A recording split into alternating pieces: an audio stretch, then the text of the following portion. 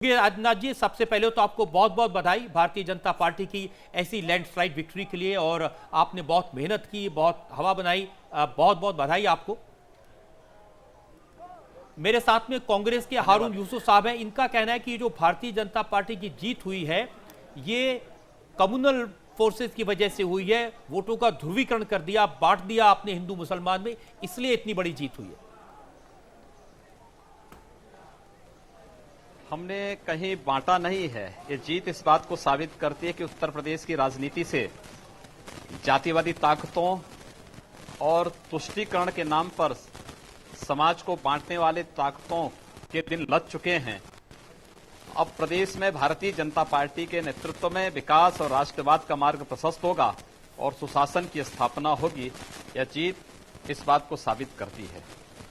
अब ये जो इतनी बड़ी जीत हुई है, आंधी एक तरह से चली है, सुनामी है नरेंद्र मोदी के नाम पर, आपको उम्मीद थी?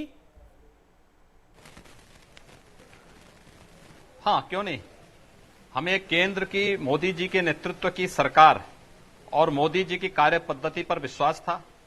मोदी जी की प्रदेश के अंदर हुई रैलियां और श्री अमित शाह जी ने जिस प्रकार की रणनीति प्रदेश के लिए तैयार की थी, हम पहले से इस बात को कहते थे कि हम लोग 300 से ऊपर सीटें पाएंगे।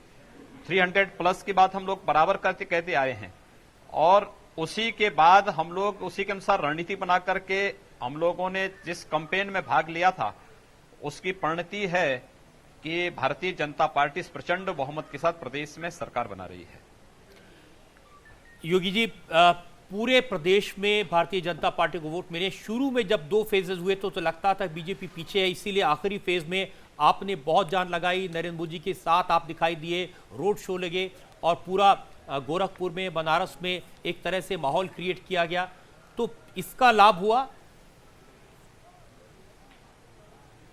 हाँ, देखिए, मोदी जी की सभाएं शुरू से ही यहां पर हम लोगों ने इस तरीके से की थी। 6 क्षेत्रों में पहले एक एक बड़ी सभा माननीय प्रधानमंत्री जी की यहां पर हुई थी। हम लोग विकास के जिन मुद्दों को लेकर के चले थे, हमें विश्वास था कि देश के अंदर आज भी हमारे पास एक ऐसा नेता है, दुनिया के अंदर एक ऐसा नेता है 2.5 वर्ष तक सफलतापूर्वक देश के हित में कड़े कदम उठाने के बावजूद उनकी लोकप्रियता का ग्राफ